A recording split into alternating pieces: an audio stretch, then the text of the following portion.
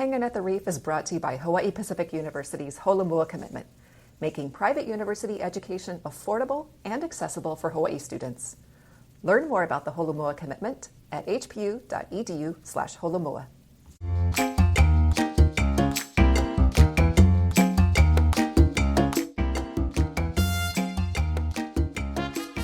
Aloha and welcome to another episode of Hangin' at the Reef, the podcast where we dive into the stories, voices, and experiences that shape life in Hawaii and beyond.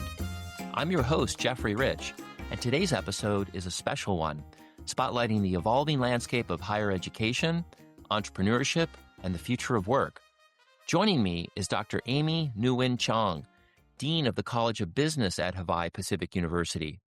A graduate of Harvard, Penn, Princeton, and UC Berkeley, with experience teaching at top business institutions, including Penn's Wharton School, Berkeley's Haas School of Business, Michigan's Ross School of Business, and UC San Diego's Rady School of Management, she brings a wealth of expertise in entrepreneurship, innovation, and experiential learning. At UC San Diego, she advised more than 135 ventures and helped elevate their management school's entrepreneurship program to one of the top programs in the nation. She's now helping to expand entrepreneurial pathways here at Hawaii Pacific University. In this conversation, we explore how universities can better connect with startups, the role of commercialization and research in sparking innovation, and how entrepreneurial thinking is becoming essential across disciplines. We also discuss generational shifts in entrepreneurship, the challenges women face in accessing venture capital, and the disruptive impact of AI and automation on the job market. Amy, congratulations on your appointment as Dean of the College of Business here at HPU. We're really excited to have you. You've studied and taught at leading institutions like Wharton, Berkeley's Haas School of Business, Michigan's Ross School of Business, and of course your experience at UC San Diego. How will those experiences influence your work here at HPU? Thank you so much, Jeff. I'm happy to be here. My prior experiences, I was so fortunate to attend or teach in some of the top business schools. So the exposure to research and teaching excellence and really high caliber students and lots of ideas have shown me what's possible. I've also seen that several of these institutions realize the importance of entrepreneurship for the future. For example, I took an entrepreneurship course when I attended Wharton for my MBA, but back then there was no entrepreneurship major. Today, I've realized it's the most popular major at Wharton. Berkeley, where I earned my PhD, has an accelerator that attracts over 1,000 applicants. They only accept a couple % there. Michigan Ross also has an amazing entrepreneurial program, and they have even give their students the opportunity to run a business during the school year. So all of those helped me have experience to do what I have done at Rady, where I was leading the new ventures capstone, which was required of every MBA. And so I had to think about, well, unlike other places where students opt in to entrepreneurship, how do I make it relevant to everyone, not just those planning to start ventures? So that I tried to focus on the skills outcomes of entrepreneurial thinking and also recruiting and encouraging meaningful startups that address big problems. So, Amy, I've worked at a few schools around the country, and I've seen different philosophies at those schools about their willingness to have the institution involved directly with students that are in an entrepreneurship center, for example, that might be developing startups. Some schools view those as opportunities to perhaps have a stake in a company that might hit it big and diversify their revenue. Other schools are risk averse and say, well, it's not really our business. So there's a push-pull between those philosophies. But if you look at it from the student's perspective, I think many would argue that there's enormous value in students being involved in actual startups. And it would seem to me that an academic environment is the perfect environment to create those types of initiatives. So I'm curious what your point of view is about it and what experiences you've seen at schools that have maybe wrestled with that desire to be involved in those types of initiatives, yet have been fearful of the risk involved. You bring up some really interesting observations about universities and startups. And so if I could just step back a little bit to give our audience here a little refresher. I think a long time ago, universities started to see that the research their faculty were doing actually could be commercialized. And so sprung up all over the country, tech transfer offices, and schools would try to see, well, they could partake in getting licensing revenue from various intellectual property from faculty. And what that created was actually some bureaucratic procedures and so forth that sometimes, limited the commercialization of this intellectual property. And so what we've seen more recently is that universities are backing away from counting on the licensing revenue of these discoveries. At UCSD, for example, where I was last, the Office of Innovation and Commercialization really focused less on trying to maximize licensing revenue and actually made it quite cheap for founders, faculty, and even students. Students and alumni could license technology. They created a licensing database. And in that way, they made it cheap enough for many to consider taking that license and starting a company with it or generating some type of product from it. And it actually worked, I believe. I saw a lot of increase in startups over time. In fact, over 1,000 startups have started out of UCSD. And I think it's that move towards making it easier to commercialize that the incentivized greater startup founding. Actually, UCSD was one of the first among universities to take equity in a startup. Recently, during my time there, we issued a $250,000 convertible note for one of our spinoffs. And that was definitely a first among the UCs. So talking about different universities having different levels of risk aversion, this was something that we felt was important. Follow-on decisions for other entities.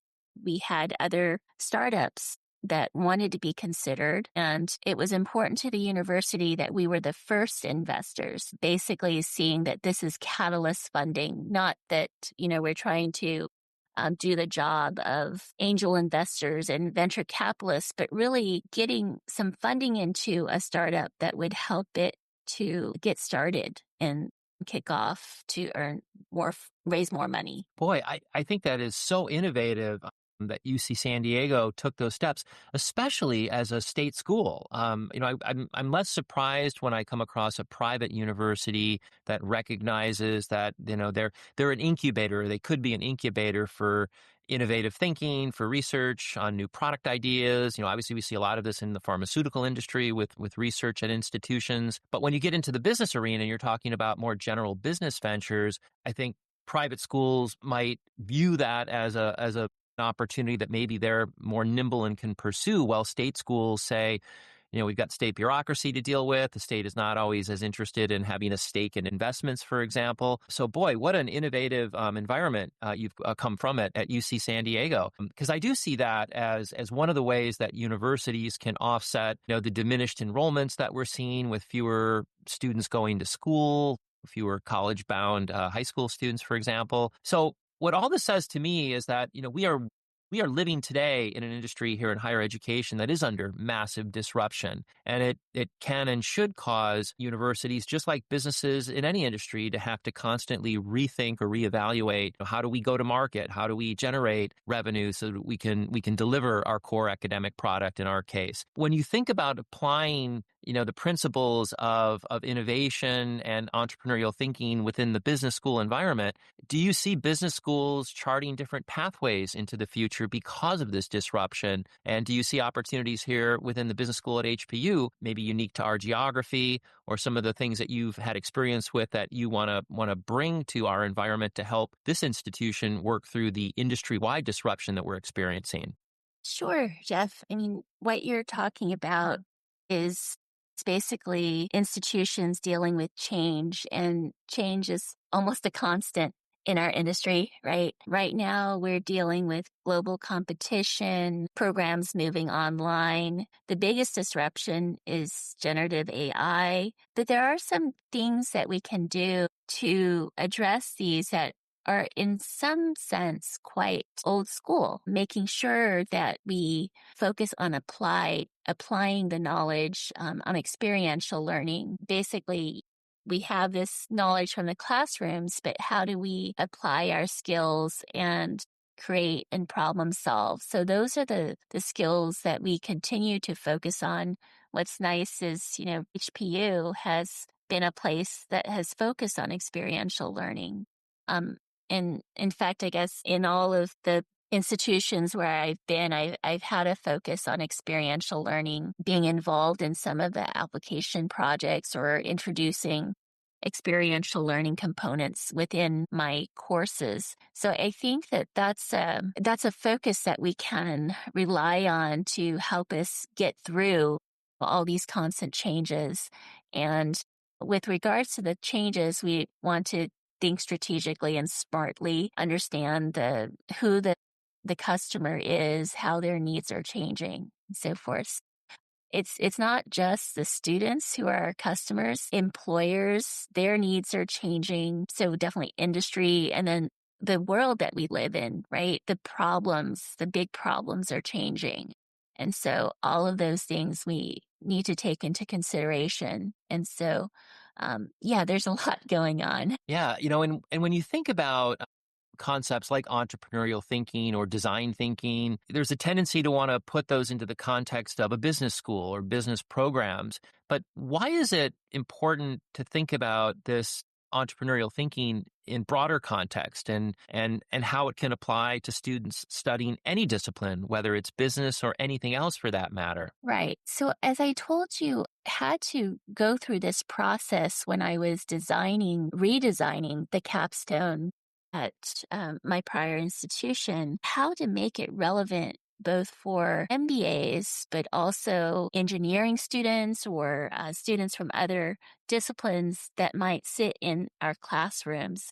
And also, how do we make it relevant for the future? And so those things brought me to a focus on, what are the skills we need for the future? What are the entrepreneurial skills? And so in designing an initiative and planning a launch of our entrepreneurial pathway at HPU, we've defined entrepreneurial thinking as a mindset and approach characterized by innovation, creative problem solving, experimentation, strategic risk taking, and interdisciplinary collaboration, working across schools and disciplines to empower individuals to be able to identify opportunities, develop solutions. Those are skills that you need in any type of job or setting.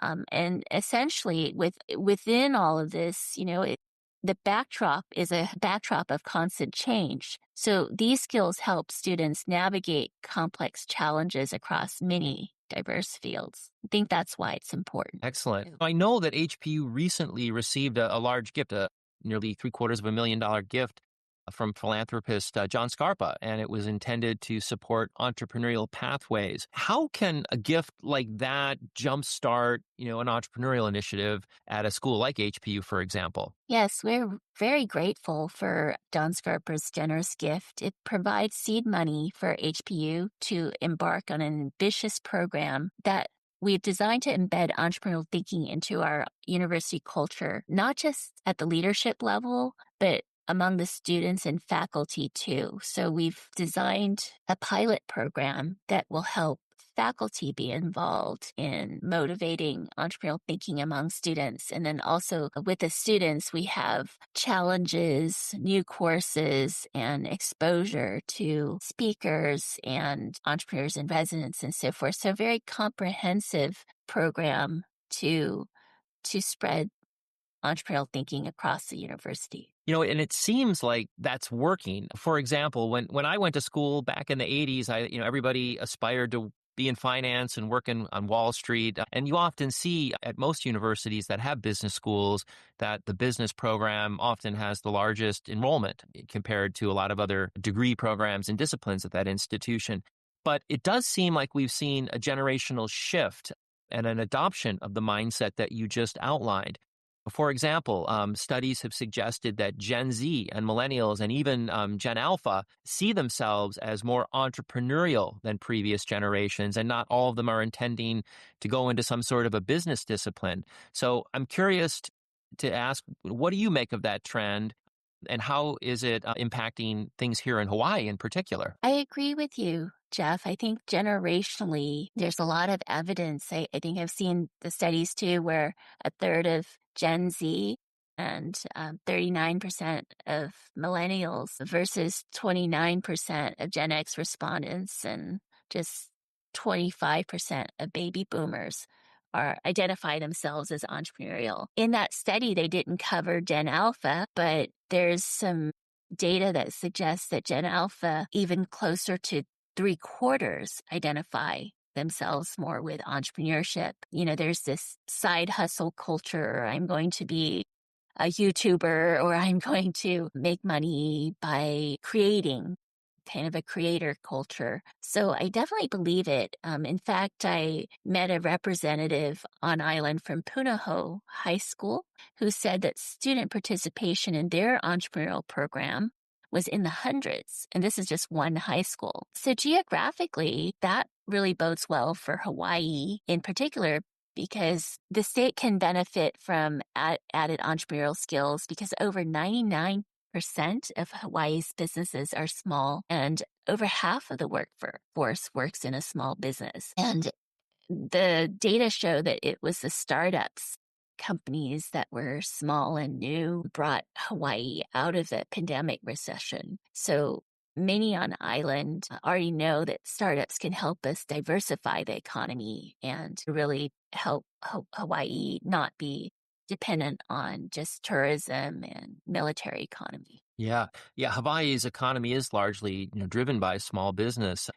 It's interesting also, you mentioned that so many students today are thinking that they're going to choose a career pathway that takes them down the pathway as a content creator or an influencer. I can't tell you how many students, so we have a lot of student workers come through our department here, the marketing department at HPU.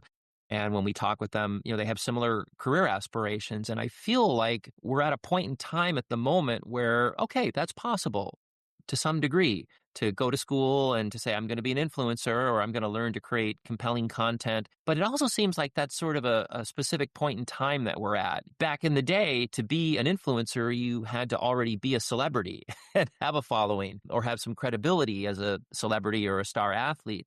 But it does seem like today, young people can become a celebrity by becoming an influencer. But I question the longevity of that opportunity. And do we revert back at some point to, you can't just, start endorsing products and building followers online to make yourself a celebrity. You have to achieve that some other way. So it would seem like there's a time horizon where that possibility of earning a living from a career standpoint as a content creator or certainly an influencer is somewhat limited. But the skills that you develop along the way are applicable in many other arenas. Marketing, for example, how do you market things more effectively if you're an influencer? But it makes me question, are we at a transitionary phase right now in this economy? And are these opportunities that students think that they're able to pursue going to be things they can do for the rest of their career? And do business schools that are teaching students sort of recognize these trends and dynamics and help ground those students in maybe the basics of entrepreneurial thinking so they can pursue an interest like that? But if it doesn't work out from a longer term perspective, they can pivot into something else where the concepts that they've learned around entrepreneurial thinking can be applicable in other arenas. I'm interested to hear your thoughts. Yes. So I do believe we have a big responsibility as educators and universities to help provide both context and kind of a broader training for students, not just, this is something that you can this technical skill you can use for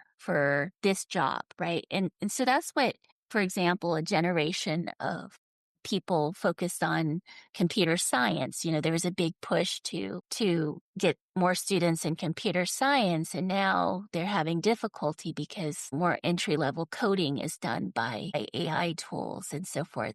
So it's really preparing our students better with entrepreneurial thinking and skills, which encompass the adaptability, the reacting to change, dealing with ambiguity and uncertainty. That's what I'm talking about.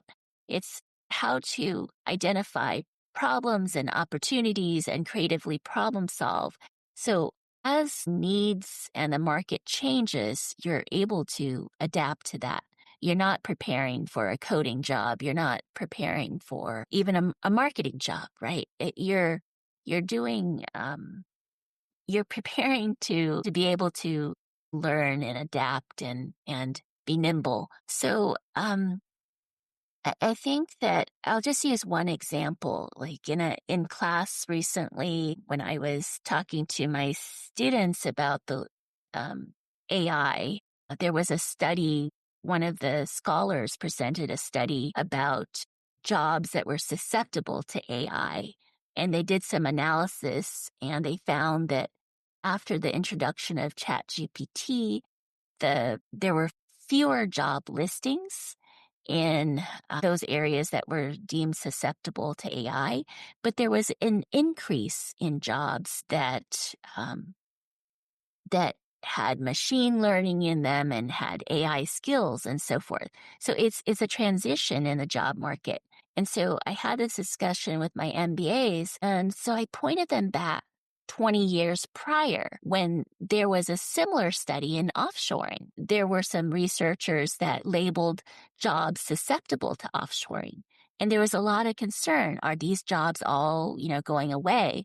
I remember we did actually an analysis of 9,000 job listings in the software and semiconductor industry. And those job listings, we found that there was actually, quite a few jobs now were being listed at offshore locations for these Silicon Valley companies in that area, those industries.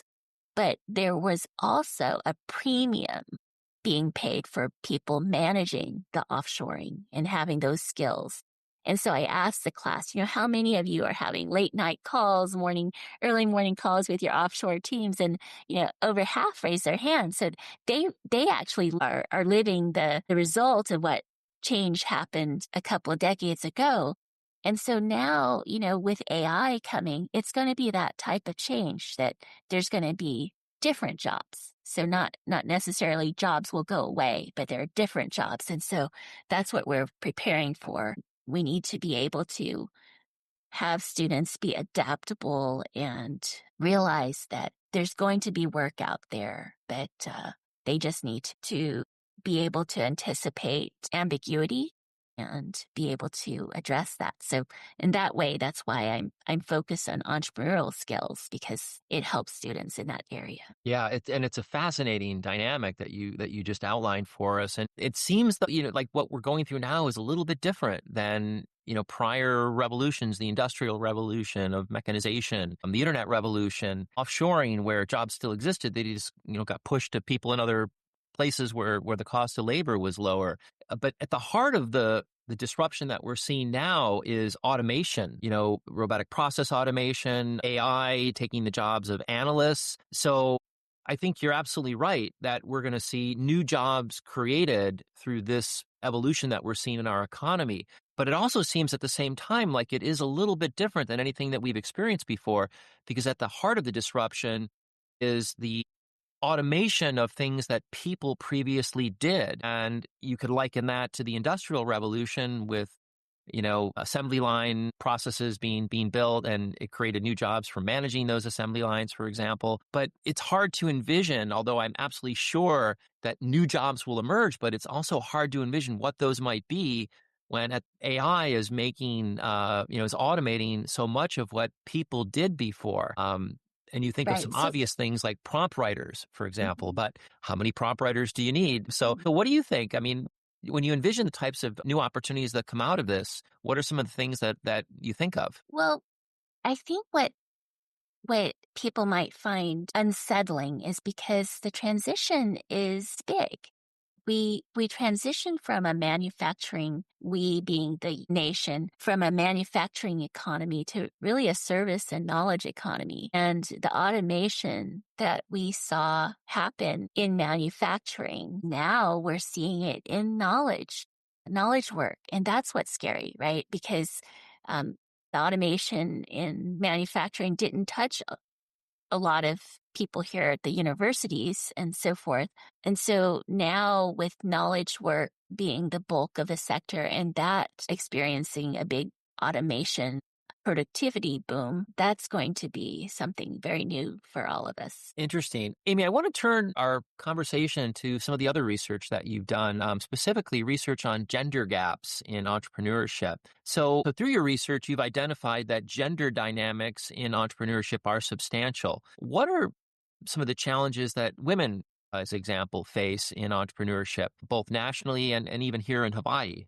Yeah, so let me set the context in Hawaii. Last year, I believe, late summer or the fall, I visited to watch yet another screening of Show Her the Money at the Sandbox. It was sponsored by the Hawaii Angels. I had also helped to bring that movie to UC San Diego because it was very powerful.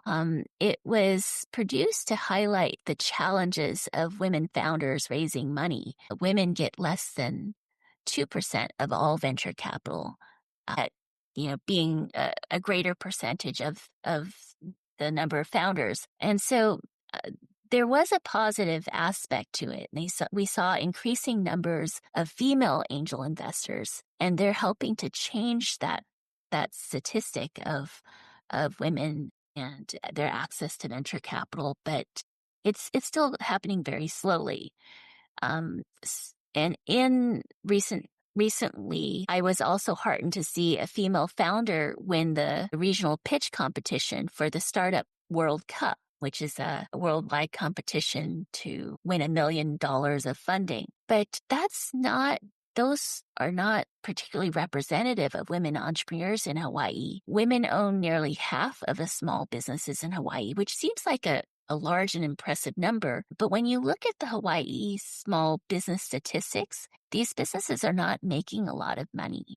I saw that the median for the incorporated businesses were making under $50,000. And this is whether a business is incorporated or unincorporated, it's somewhat, proxy for, whether someone's really intending to start a business like a startup or a real ongoing concern. Whereas the unincorporated businesses could be, Uber, or they have baking and selling in small quantities. So that amount, I think that median was around 25,000 or so. So it's really subsistence on entrepreneurship, really. So there is a gap here. And so what can women do? Well, my research does address this question. The number of women businesses has grown over the last 2 decades, but women entrepreneurs still face challenges. There's been experiments by scholars documenting that the female gender signals, whether it's the photo of a woman or the name or just some indication of a gender, it does elicit perceptions from the audience of lower entrepreneurial competence and quality or investment worthiness, suggesting that muting these gender signals could potentially lead to a more positive entrepreneurial outcome for women. There's actually been anecdotal evidence, people inventing a male co-founder, or Dame Shirley, who was an early tech founder in the UK. She said she used the name Steve until she made the sale, right? So, policymakers have strived to reduce these discriminatory practices and promote women-led businesses, but the scholarly research on what women women founders can do to overcome these biases is limited. So my study used whether names, androgynous names, gender neutral names. I looked at those names and asked whether they could potentially offer a boost to women's entrepreneurship. So I looked at theories of statistical discrimination, name reputation effects, and selection, as well as social psychology theories of role congruity and parental influence on gender socialization in children, gender role socialization. And so I established why androgynous names might impact entrepreneurial entry and performance. And then I used a longitudinal real estate data set, about 15 years, that included the agent's actual gender, their ethnicity, entrepreneurial choices, and clients and performance, combined with Social Security Administration data sets of names. Every baby gets a Social Security card, right? So the names are tracked. And then I coded for androgyny, and I found that female real estate agents with an androgynous name are more than twice as likely to become brokerage owners, which is a commonly male role. So after distinguishing, though, between those born with an androgynous name, so say, for example, Jordan is an androgynous name, versus those who intentionally adopt one, which is like Roberta being shortened to Robbie, or Patricia being shortened to Pat. I find that the intentional use yields a stronger impact on entrepreneurial outcomes, suggesting that the selection effect, the decision of the entrepreneur, is stronger than the parental effect. And then using cross-industry data, I also find that androgynous names are significantly more prevalent among women business owners than in the general population. Interesting. So there's clear evidence that a gender neutral name creates a more favorable perception of the entrepreneur and their initiative, with the historic bias that has existed over men versus women and pay gaps and all of the inequalities that we're trying to correct for now in terms of the genders.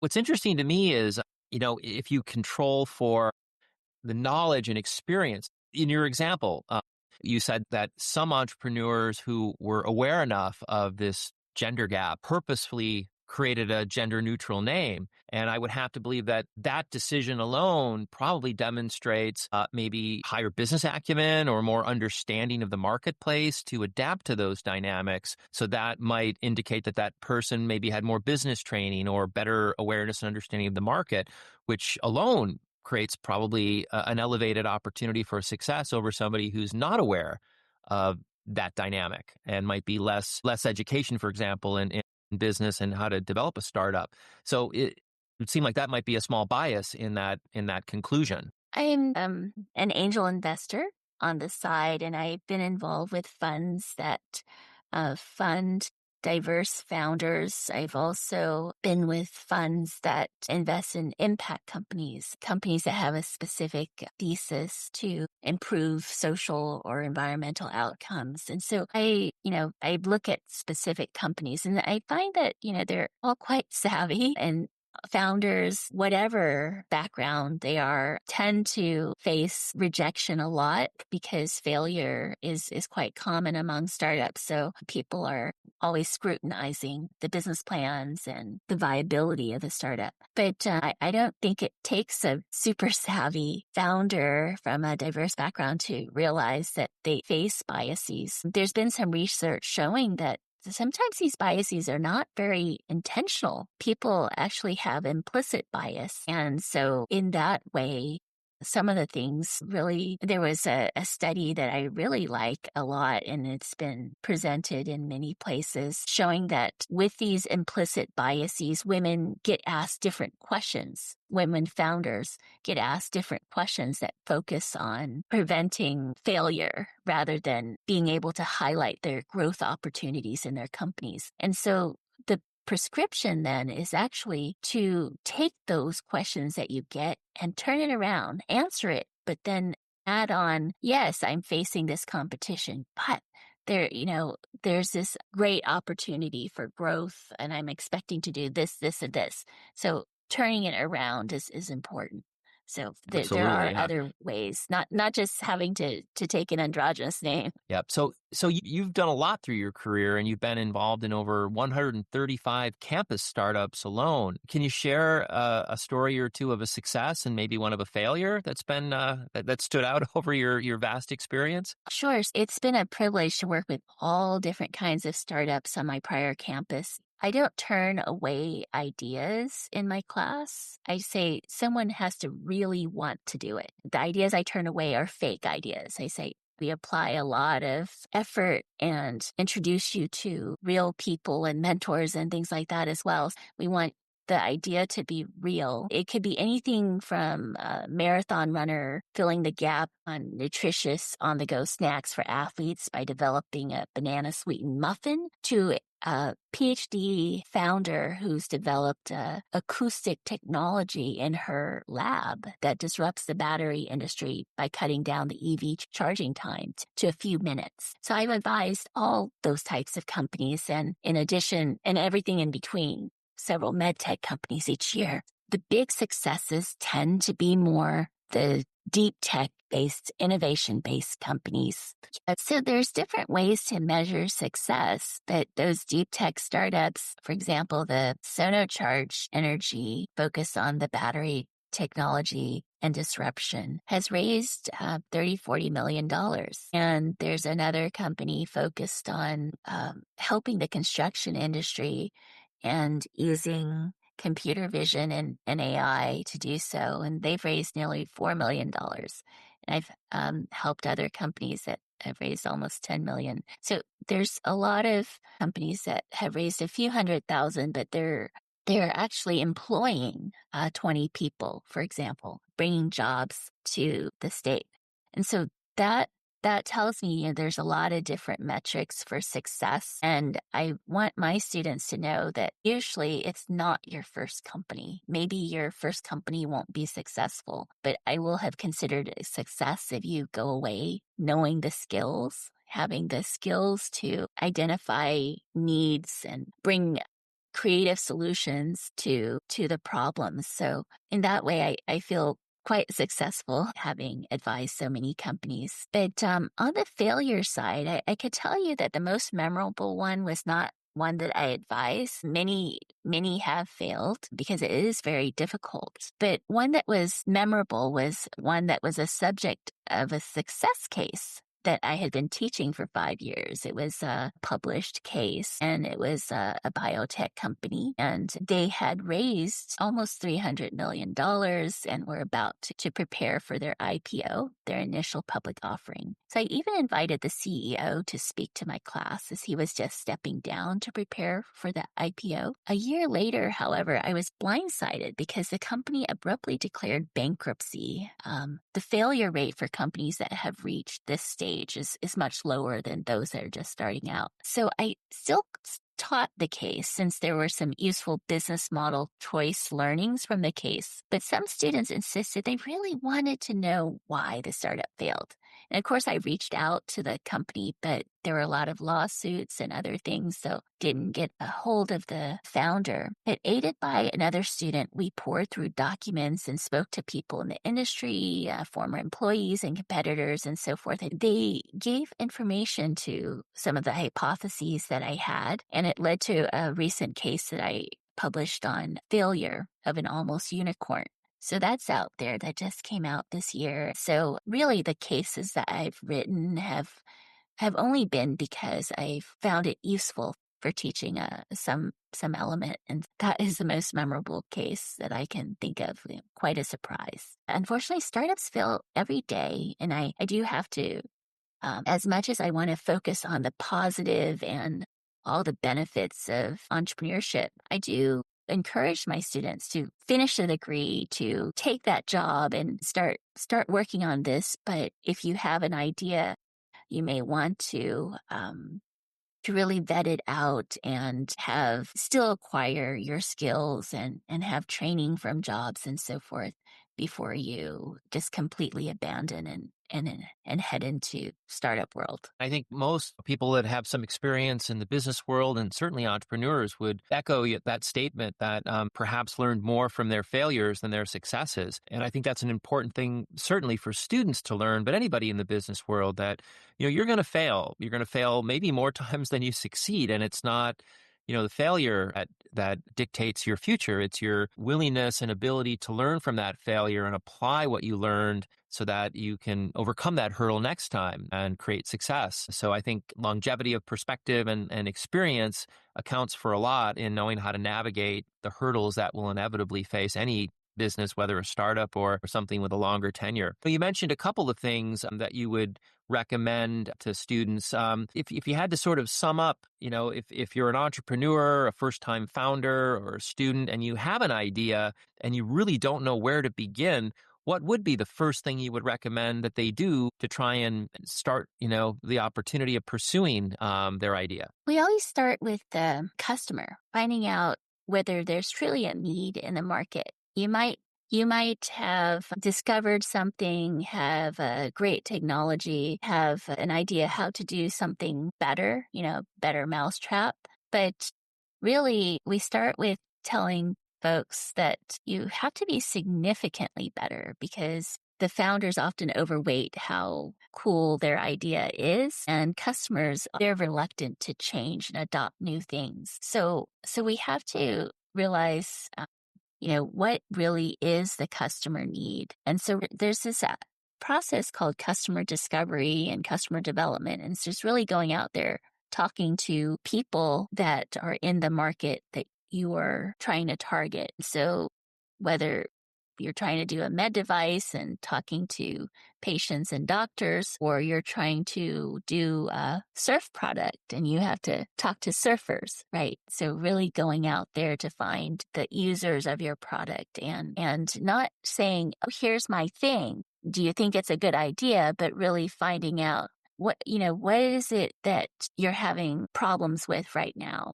Why can't you do what you're trying to do? And understand the gaps and needs that they're trying to fill rather than try to sell your widget. Yep, absolutely. That's the first place to start. Yeah. I couldn't agree more. I had spent some time in my previous institution at William and Mary as one of the consultants for their entrepreneurship center. And through that experience and through my life's experience, as I've been involved in startups, I would call out a trend that I've noticed too, that as an entrepreneur or somebody with a business idea, it's pretty safe to say that virtually nobody else has thought as deeply about that idea or that opportunity as you have, certainly at that moment. So as you socialize that idea and seek advice and counsel from those that have things that they can offer that will help you be more successful, entrepreneurs will often hear criticism of that idea or, oh, that's not going to work. There's no market for that. And in my experience, I've seen more great ideas shot down by people who just haven't thought about it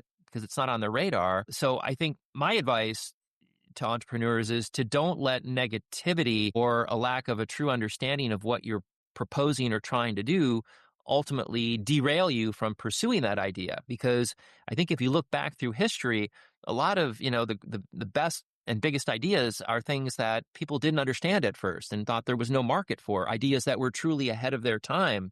That's like capturing lightning in a bottle if you can do that.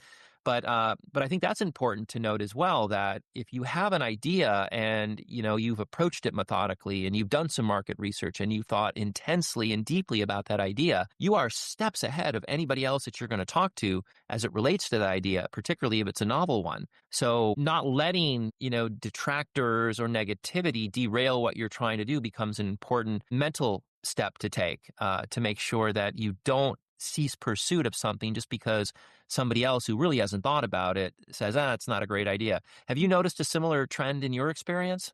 Sure. I think that students are often students who are trying to found, very reluctant initially to talk about their idea to others in some ways because they're afraid of someone stealing it. But your idea won't get better until you talk to people. But then to your point, it is very important not to let the negativity in your quests, right? There are those stories. Like, I think the Spanx founder faced 90-something no's before she actually found a yes. And her product is the shapewear products are now, over $1 billion business for her. And then there's actually additional companies in that space now. So it's a much larger industry. She helped create that. And then infamously, the FedEx founder got a C on his business plan idea, right? And now FedEx is even a verb, right? We FedEx something. But so the idea is not to get discouraged, and go after what you're really passionate about. But be smart about it. Know that you're probably not the only one thinking about this, actually.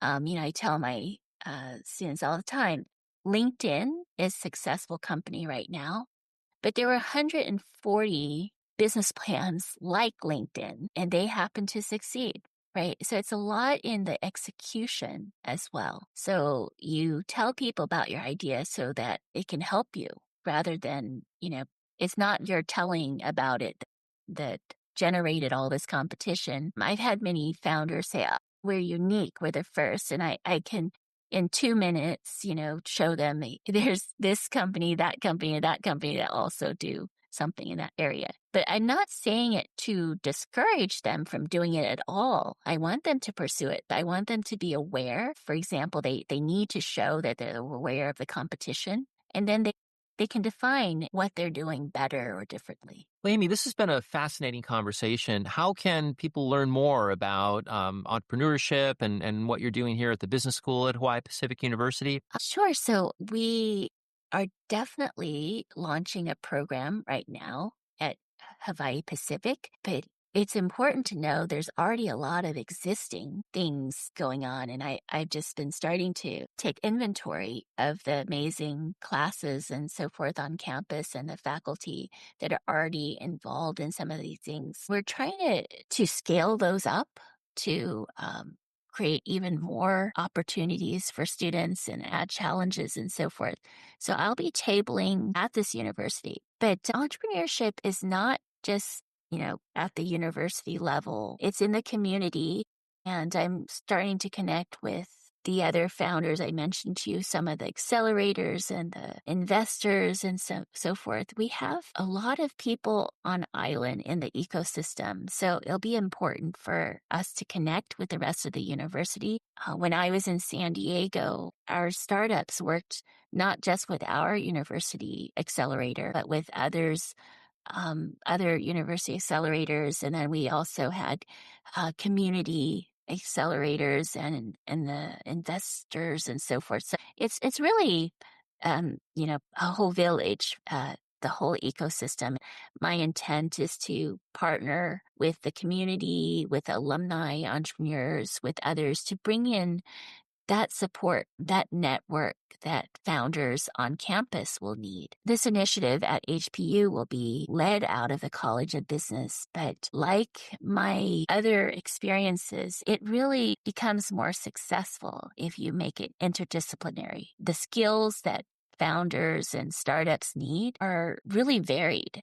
So even though, you might be able to use some of the generative AI to do coding and so forth nowadays, a lot of the science, a lot of the other skills, it comes from different parts of the university. So trying to create more opportunities for people to collaborate. That's also one aspect of this initiative. For our university, definitely keep your eyes open. And at HPU, we're really excited to start this entrepreneurial pathway that's John Scarpa has helped invest in. But I also hope to connect with the other universities and programs, the Hawaii SBDC, and there are a few accelerators already from Blue Startups, Mana Up, and so forth, really wanting to work together. Students can learn a lot by helping startups, and startups can really benefit from having a team of smart people work with them as well. That's one way. And then, of course, our mentors and entrepreneurs in residence can help